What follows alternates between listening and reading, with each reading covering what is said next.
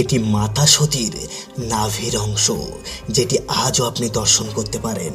বিশ্বাস না হলে ভিডিওটা ভালো করে দেখুন। উত্তরাখণ্ডের থানাকপুর জেলার বিশাল পর্বতের ভাঙা এক টুকরো পাথরের উপরে এই মন্দিরটি ঝুলছে। বহু বছর ধরে হাজারো ভূমিকম্প তুফানেও কিচ্ছু হয়নি। মাতা রানীর এই মন্দিরটি প্রকট হওয়ার ঘটনা খুবই রহস্যময়। মাতা রানীর একজন বড় ভক্ত ছিলেন, যে মায়ের পুজোয় সর্বদা বিলীন থাকতেন।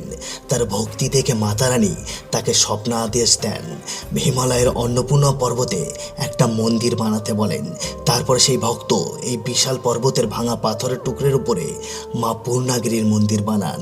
এই স্থানে মা সতীর নাভির অংশ পড়েছিল, যেটি আজও মায়ের পায়ের নিচে রাখা আছে। তবে আজও সায়েন্টিস্টরা অবাক, কিভাবে এই পাথরের উপরে এত বছর ধরে এই মন্দিরটি ঝুলে রয়েছে। জয় মা পূর্ণাগিরি বলে চ্যানেলটি সাবস্ক্রাইব করে রাখুন আর শেয়ার করে সনাতন ধর্মের বিষয় জানতে সহযোগিতা করুন।